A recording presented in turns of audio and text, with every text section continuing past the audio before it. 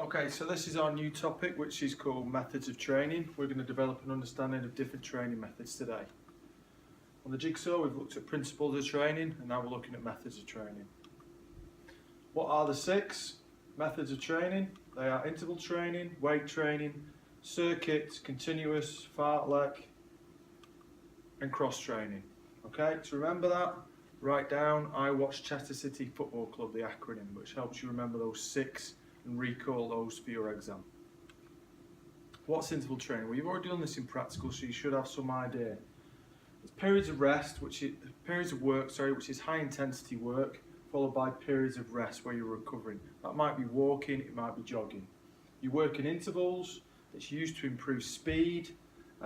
Sports people who would use it are sprinters, games players, cyclists, swimmers.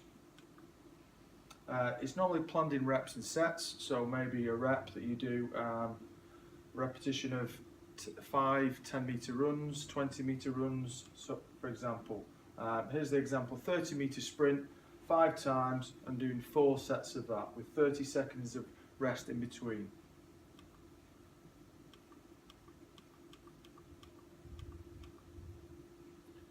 The rest period, we already said, can be a walk back to the start or a complete rest. Okay, weight training. This improves both muscular strength and muscular endurance, depending on how heavy a weight you're lifting and also how many repetitions you're doing. What athletes benefit from having good muscular strength and muscular endurance?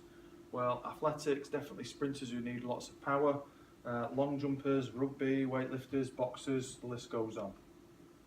Okay, it works on specific muscle groups. You can work on leg muscles. Throwers like javelin throwers, shot putters will work on their arms, shoulders and chest.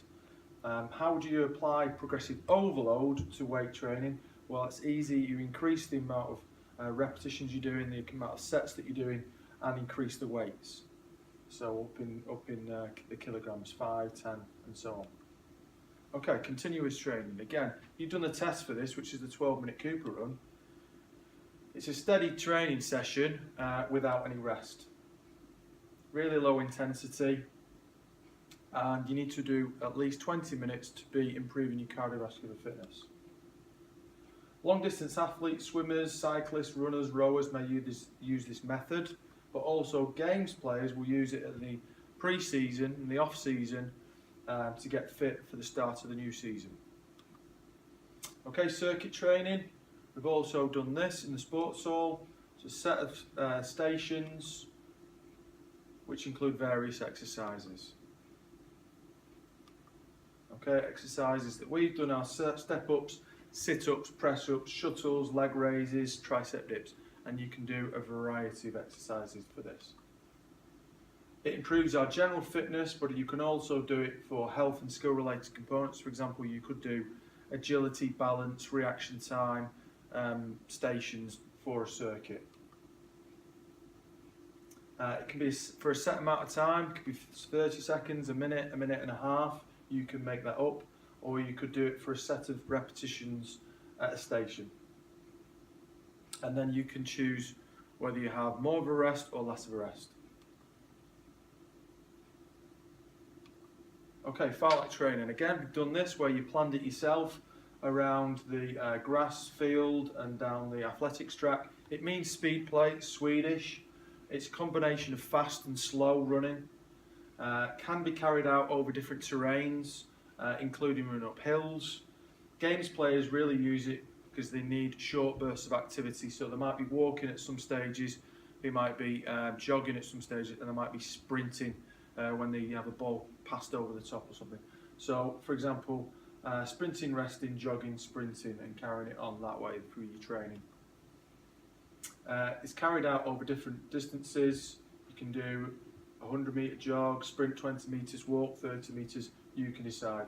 It improves your speed and your cardiovascular fitness. Cross training is a mixture of training methods. So you might be able to go to the fitness suite and do some continuous training.